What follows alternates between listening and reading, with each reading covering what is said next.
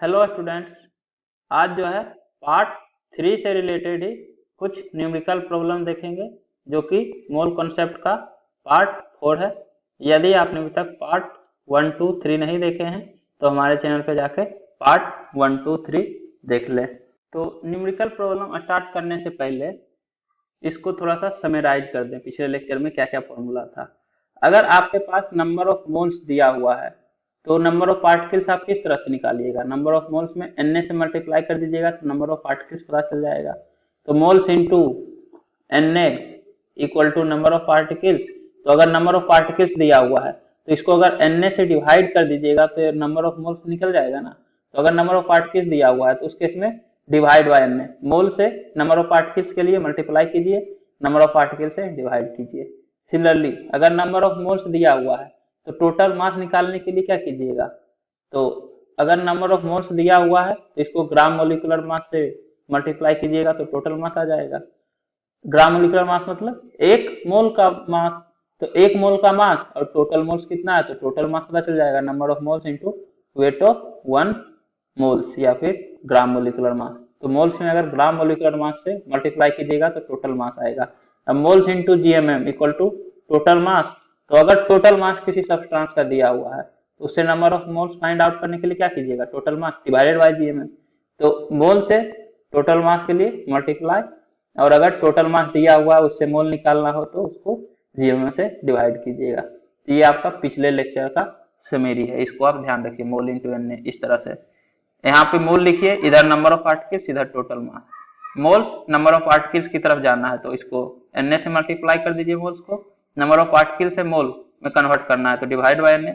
Similarly मोल से total mass निकालना है तो मोल इंटू जीएमएम, और टोटल मास से मोल निकालना है तो total mass divided by GMM. ये सब कुछ हम डिटेल में समझा चुके हैं किस तरह से ये फॉर्मूला आता है। सिमिलरली इसका डिटेल्ड वर्जन ये वाला है, moles number of particles weight मतलब टोटल मास और ये वॉल्यूम। ये वाला टर्म हम लोग पढ़ेंगे आगे तब समझ में आएगा। ये तो पता ही है, moles into GM weight, weight divided by GM moles आ जाएगा। Moles into N total number of particles, particles divided by N total number of moles. अब ये क्या होता है कि अगर एसटीपी पे 1 मोल है किसी भी सब्सटेंस का तो उसका वॉल्यूम होता है 22.4 लीटर। ये हम लोग डिटेल में पढ़ेंगे जब आइडियल गैस इक्वेशन पढ़ लेंगे, पीवी इक्वल टू एनआरटी, तो इसी चैप्टर में। तो अभी बस ये समझिए कि एसटीपी या एनटीपी पे किसी भी सब्सटेंस के यदि 1 मोल है तो उसका वॉल्यूम होता है 22.4 लीटर। तो अगर आपके पास नंबर ऑफ मोल्स दिया हुआ है, मान लीजिए नंबर ऑफ मोल्स एन है, तो वॉल्यूम कितना होगा? एक मोल के करस्पॉन्डिंग 22.4 लीटर होता है, तो एन मोल्स के करस्पॉन्डिंग 22.4 इंटू एन, मतलब नंबर ऑफ मोल्स इंटू 22.4 हो जाएगा। तो मोल्स पता है तो उससे वॉल्यूम एसटीपी या एनटीपी पे निकालना होगा, क्या कीजिएगा? मोल्स इंटू 22.4, यह आ जाएगा वॉल्यूम एट एसटीपी या फिर volume at NTP equal to number of moles into 22.4।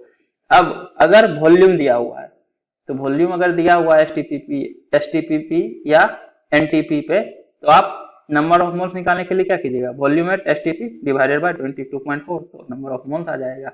ये चीज अभी नहीं पता है, ये अभी नहीं पता है, जब आइडियल गैस इक्वेशन पढ़ लेंगे तब आपको अच्छे से समझ में आ जाएगा।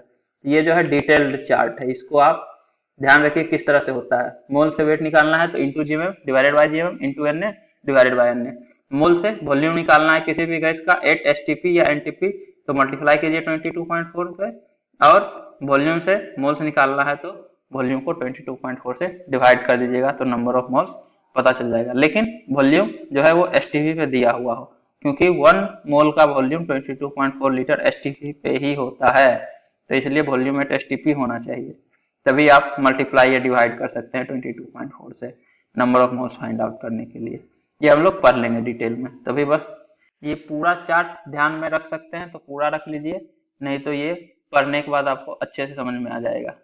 अभी आपका काम इतना से भी हो जाएगा, यही जरूरत वाला इतना वाला चार्ट, वेट ऑफ पार्टिकल्स वाला, वॉल्यूम वाला भी नहीं। अब क्वेश्चन है कि आपके पास 54 ग्राम H2O है, उसमें से Na/2 मोलिक्यूल्स ऑफ H2O का रिमूव किए, तो फाइनल वेट सैंपल का कितना होगा ये आपको बताना है। तो इसका देखिए 2 तरीका है। ये एक्चुअली में क्या है कि आपके पास बोल दिया गया कि 5 kg मैंगो है, इसमें से 2 मैंगो रिमूव कर लिए या खा गए, तो आपके पास कितना मैंगो का बचा हुआ है, वेट बताना है आपको। तो आप या तो 5 kg माइनस जो 2 मैंगो आप हटा दिए या खा गए उसका वेट अगर पता हो तो उसको रिमूव हटा माइनस कर दीजिए, तो आप 5 kg माइनस कर दीजिएगा तो आपको फाइनल वेट पता चल जाएगा। या फिर अगर आइडेंटिकल है, मतलब सिमिलर मैंगो है कि हर एक का वेट फिक्स है कि 200 ग्राम का मैंगो है, तो आप पहले पता कर लीजिए कि 500 kg में टोटल कितना मैंगो है, उसमें से 2 मैंगो हटा दीजिए, फिर इंटू 200 कर दीजिए, तभी ना होगा। जैसे 200 ग्राम का मतलब हो गया कि 1 kg में 5 मैंगो, तो 5 kg में 25 मैंगो होगा, तो जिसमें से 2 मैंगो हटा दिए तो 23 मैंगो बचा, और 23 इंटू 200 तो 4600 ग्राम हो गया। तो ये तब होगा जब मैंगो का वेट सेम है। यदि सेम नहीं रहता तो आपको 2 मैंगो का वेट पता करके माइनस करना पड़ता, क्योंकि हर एक का वेट डिफरेंट डिफरेंट है, तो आप हर एक को वेट कीजिए एक एक करके तो ज्यादा लेंदी होगा। तो वही चीज है, आप 5 kg और 2 मैंगो है तो इसको आप 5 माइनस 2 नहीं कर सकते हैं। यहाँ पे तो H2O सिंपल दिया हुआ है वेट 54 ग्राम, लेकिन उसमें से इतना मोलिक्यूल H2O का रिमूव किए, तो इससे आपको पहले फाइंड आउट करना पड़ेगा कि इसका वेट कितना होगा, मतलब उतना वेट H2O रिमूव किए, या फिर इसको आप मोलिक्यूल में कन्वर्ट कर दीजिए कि टोटल कितना मोलिक्यूल आपके पास H2O का है, उसमें से कितना हटा है तो नंबर ऑफ मोलिक्यूल लेफ्ट बच गया, उसके बाद फिर एक मोलिक्यूल का कितना वेट होता है तो उससे मल्टीप्लाई कर दीजिएगा तो उतना मोलिक्यूल का वेट आ जाएगा।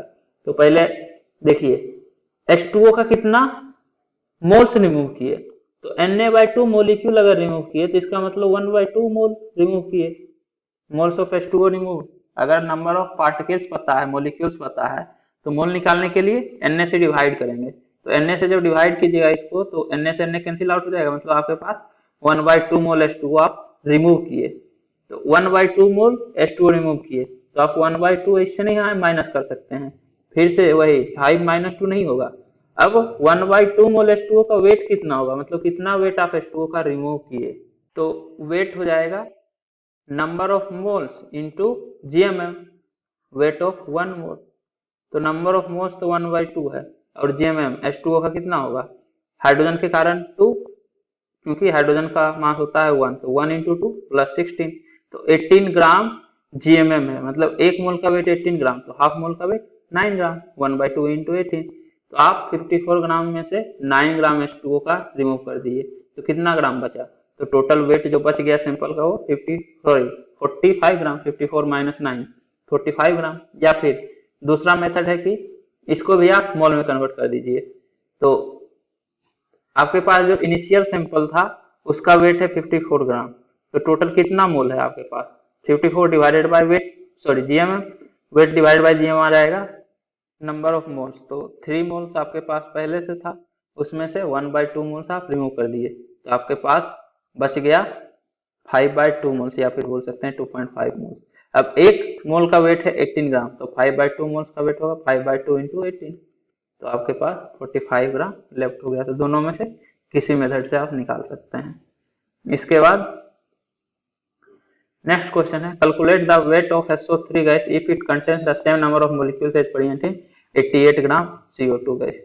तो आपको SO3 गैस का वेट बताना है, जिसमें कि बता रहा है कि जब आपके पास सैंपल है इसमें टोटल नंबर ऑफ पार्टिकल्स उतना ही है जितना कि 88 ग्राम CO2 गैस में प्रेजेंट रहता है। तो देखिए 88 ग्राम CO2 में टोटल कितना पार्टिकल्स प्रेजेंट रहता है, तो आप पहले तो वेट दिया हुआ है और ग्राम मोलिकुलर मास CO2 का फाइंड आउट कीजिए, तो इसका ग्राम मोलिकुलर मास होता है 44, कार्बन के कारण 12, ऑक्सीजन के कारण 16, लेकिन 2 है तो 2 इंटू 16, तो ये 32 प्लस 12 44 ग्राम होगा, मतलब एक मोल CO2 का वेट 44 ग्राम है।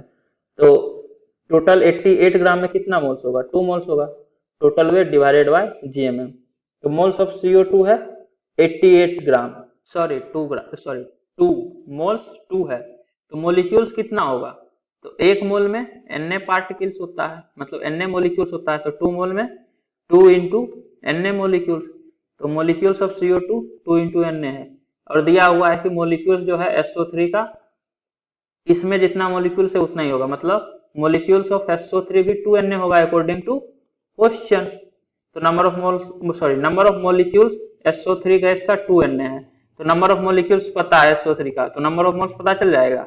Number of molecules divided by Na, तो नंबर ऑफ मोल्स जो है SO3 का ये भी 2 आएगा। तो आपके पास 2 मोल SO3 गैस है, तो इसका वेट कितना होगा, number of moles into GMM। तो GMM होगा SO3 का, सल्फर का वेट होता है 32 और ऑक्सीजन का 16, लेकिन 3 है तो 3 इंटू 16, तो 48 प्लस 32 ये 80 होगा। तो 1 मोल SO3 का वेट होगा 80 ग्राम। एक मोलिक्यूल का AMU में होगा लेकिन 1 मोल का ग्राम में होगा। तो आपके पास 2 मोल है तो 2 मोल का वेट होगा 160 ग्राम। 1 मोल के कोरस्पॉन्डिंग 80 ग्राम, 2 मोल के कोरस्पॉन्डिंग 160 ग्राम। इसके बाद एक पॉइंट है, ये ध्यान रखिए कि 1 मोल 1 ग्राम एटम 1 ग्राम मोलिक्यूल 1 ग्राम आयन ये सभी सेम चीज है। मतलब अगर 1 ग्राम एटम दिया रहेगा तो इसका मतलब भी 1 मोल है, 1 ग्राम नहीं हो जाएगा, ये वेट नहीं है। ग्राम के साथ एटम लग गया तो ये 1 मोल बता रहा है, ये ध्यान रखिए। या फिर 1 ग्राम मोलिक्यूल लिखा हुआ है ग्राम के साथ, मतलब ये 1 मोल को बता रहा है। ऐसा नहीं कि ग्राम है तो ये वेट हो गया। 1 ग्राम मोलिक्यूल मतलब आपके पास किसी भी सब्सटेंस का 1 मोल प्रेजेंट है। सिमिलरली 1 ग्राम आयन का भी मतलब वही है। ये सब एक ही बात है, ध्यान रखिएगा। इसके बाद नेक्स्ट क्वेश्चन है, calculate the total charge on 1 gram ion Al3+। फिर से देखिए, ग्राम आयन है मतलब 1 ग्राम Al3+ आपके पास नहीं है, आपके पास Al3+ का 1 मोल प्रेजेंट है। ये सभी सेम चीज है। तो 1 मोल Al3+ में टोटल कितना चार्ज होगा ये आपको बताना है। इसके बाद ये charge of proton equal to charge of electron is equal to 1.6 into 10⁻⁻19 coulomb होता है। ये आपको पता है? नहीं पता है तो अभी बता रहे हैं। ऐसे क्लास 10 में आप लोग पढ़े होंगे कि प्रोटोन और इलेक्ट्रॉन पे चार्ज का मैग्नीट्यूड सेम रहता है, सिर्फ प्रोटोन पे पॉजिटिव चार्ज रहता है और इलेक्ट्रॉन पे निगेटिव चार्ज रहता है। तो यहाँ पे Al3+ का मतलब क्या हुआ? जैसे एल्युमिनियम का एटॉमिक नंबर आपको पता है, तो एटॉमिक नंबर होता है एल्युमिनियम का 13। इसका मतलब अगर एल्युमिनियम रहे, इस पे चार्ज नहीं, मतलब एल्युमिनियम आयन नहीं, सिर्फ एल्युमिनियम मेटल रहे, तो इसका मतलब हुआ कि इसके पास 13 प्रोटॉन एंड 13 इलेक्ट्रॉन है, इसलिए चार्ज 0 है। लेकिन इससे अगर एक इलेक्ट्रॉन निकालेंगे तो हो जाएगा Al1+, क्योंकि अगर 13 है तो दोनों एक दूसरे को न्यूट्रलाइज कर रहा है, जितना पॉजिटिव चार्ज उतना नेगेटिव चार्ज। लेकिन एक इलेक्ट्रॉन निकल गया तो 12 इलेक्ट्रॉन 12 प्रोटॉन को ही न्यूट्रलाइज करेगा, एक प्रोटॉन के कारण चार्ज एक्स्ट्रा हो जाएगा। तो इसीलिए 1+ मतलब प्लस इतना चार्ज एल्युमिनियम पे है, अभी एक इलेक्ट्रॉन के बराबर चार्ज है, उसी को 1 से डिफरेंशिएट करते हैं। तो Al3+ का मतलब इससे 3 इलेक्ट्रॉन रिमूव कर दिए, तो इसलिए 10 ही इलेक्ट्रॉन है। तो ये 10 प्रोटॉन को न्यूट्रलाइज कर रहा है, 3 प्रोटॉन के कारण चार्ज ज्यादा है इस पे, मतलब एक एल्युमिनियम एटम में 3 इलेक्ट्रॉन ज्यादा है। तो एक प्रोटॉन पे चार्ज इतना होता है, इसको E से रिप्रेजेंट करते हैं। ये जो 1.6 इंटू 10⁻⁻19 कूलम है, क्योंकि चार्ज ऑफ इलेक्ट्रॉन, इसलिए इसको E से रिप्रेजेंट करते हैं। तो एक प्रोटॉन पे चार्ज E कूलम है, तो 3 प्रोटॉन पे चार्ज 3 E कूलम्स होगा। तो एक Al3+ पे 3 प्रोटॉन ज्यादा है, तो एक Al3+ पे चार्ज 3 E कूलम्स है।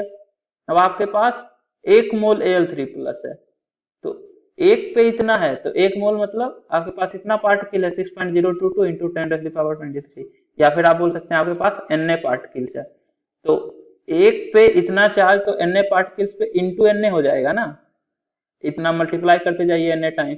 जैसे एक Al3+ पे अगर 3 कूलम चार्ज है तो 2 पे 2 इंटू 3, सिमिलरली 3 पे 3 इंटू 3, तो इतना पार्टिकल्स पे इतना इंटू 3, तो ये इतना इंटू Na, क्योंकि टोटल 1 ग्राम आयन में Na पार्टिकल्स होता है, 1 मोल हो गया ना, तो इतना कूलम्स चार्ज है 1 ग्राम आयन Al3+ पे। टोटल चार्ज 3 Na कूलम्स है, तो इतना कूलम चार्ज हो गया।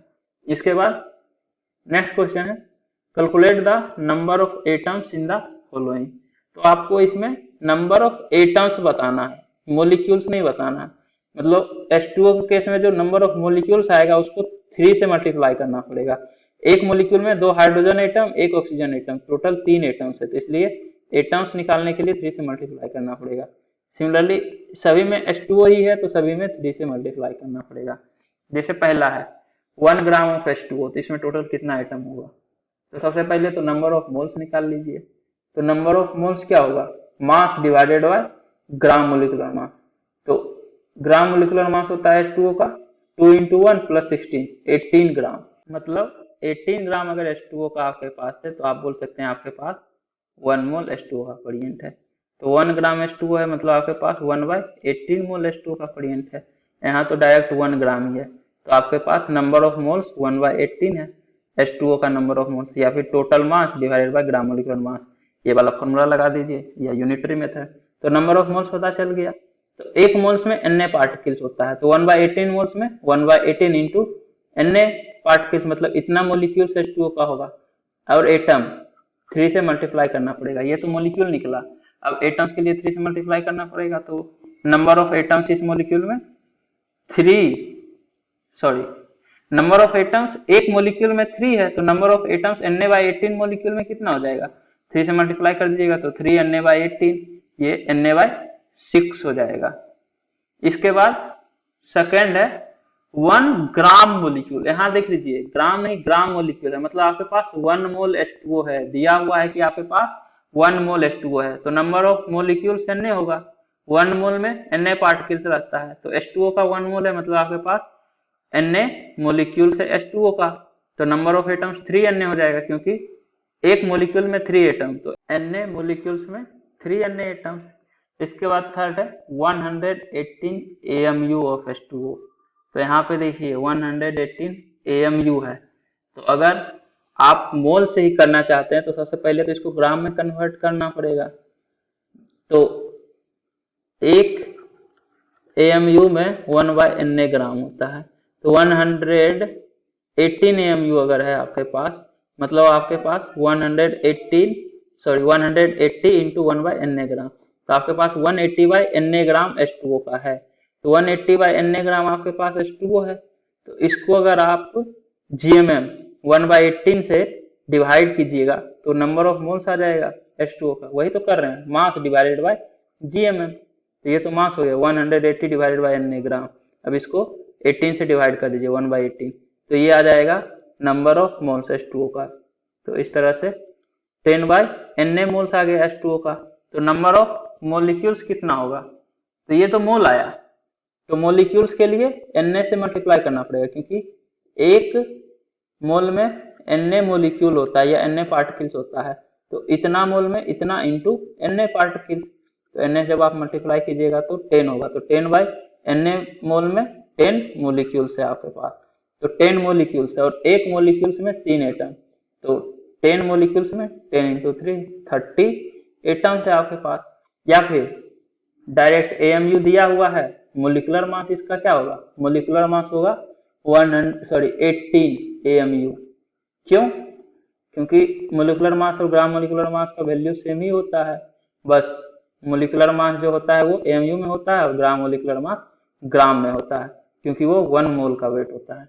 तो 18 AMU एक मोलिक्यूल का वेट हुआ, तो 180 AMU है H2O का, मतलब आपके पास 10 मोलिक्यूल है H2O का, तभी तो 10 मोलिक्यूल मिला के हर एक का वेट 18 AMU है, तो आपके पास टोटल वेट 180 AMU है। या फिर आप total weight divided bye molecular mass से डिवाइड कीजिएगा तो टोटल मोलिक्यूल आएगा। मोलिकुलर मास से डिवाइड करने के बाद मोलिक्यूल आएगा, और ग्राम मोलिकुलर मास से डिवाइड करने के बाद मोल आएगा, क्योंकि gram molecular mass weight of 1 मोल होता है, तो उससे डिवाइड कीजिएगा तो 1 मोल ही आए, मतलब मोल में आएगा। तो आपके पास 10 मोलिक्यूल आ गया H2O का इस तरह से। तो आप बता सकते हैं कि एक मोलिक्यूल में 3 एटम, तो टोटल मोलिक्यूल में 3 इंटू नंबर ऑफ मोलिक्यूल्स, इस तरह से। इसके बाद फोर्थ है 2 Na molecule of H2O। Molecule दिया हुआ है, तो एक मोलिक्यूल में 3 एटम, तो 2 Na मोलिक्यूल्स में 2 Na इंटू 3, तो आपके पास 6 Na एटम हो जाएगा। नंबर ऑफ एटम डायरेक्ट 3 से मल्टीप्लाई कर दीजिए। अब Na का तो मतलब आपको पता ही है 6.022 इंटू 10⁻23, मतलब 6 इंटू इतना एटम्स आपके पास है अगर 2 Na मोलिक्यूल्स H2O का है तो। इसके बाद नेक्स्ट ये पॉइंट कि 1 gram of carbon not equal to 1 gram atom of carbon. हाँ तो बेस्ट बात है, ये 1 ग्राम कार्बन है, ये 1 ग्राम एटम कार्बन है। 1 ग्राम एटम कार्बन का मतलब 1 मोल कार्बन है, तो ये दोनों सेम थोड़ी ना होगा। 1 मोल कार्बन में 12 ग्राम कार्बन रहता है, तो 12 ग्राम कार्बन और 1 ग्राम कार्बन सेम तो हो नहीं सकता, ये दोनों सेम नहीं है। जबकि 1 ग्राम एटम ऑफ कार्बन और 1 मोल कार्बन दोनों सेम है। ग्राम एटम बोलिए, मोल बोलिए, या ग्राम मोलिक्यूल बोलिए, ग्राम आयन बोलिए, ये सब एक ही चीज है। यहाँ पे हम बता चुके हैं, यहाँ देखिए ग्राम एटम, ग्राम मोलिक्यूल, ग्राम आयन, 1 मोल, ये सब एक ही है, तो कंफ्यूज नहीं होना है। इसके बाद एक क्वेश्चन है, इसको आप खुद से कीजिएगा, अगले लेक्चर में इसको डिस्कस करेंगे। Calculate the number of molecules in 294 AMU of H2SO4, 294 grams of H2SO4, 294 gram molecules of H2SO4। तो ये तीनों पार्ट आपको करना है। यहाँ देख लीजिए एक बार फिर से, मॉलिक्यूल्स पूछ रहा है, इस केस में एटम नहीं पूछ रहा है, मतलब मॉलिक्यूल्स तक ही आपको निकालना है। उम्मीद करता हूँ कि आपको ये वीडियो पसंद आई होगी। यदि आपको ये वीडियो पसंद आई है तो इसे लाइक करें, कमेंट करें और अपने दोस्तों के बीच शेयर करना ना भूलें। Thank you.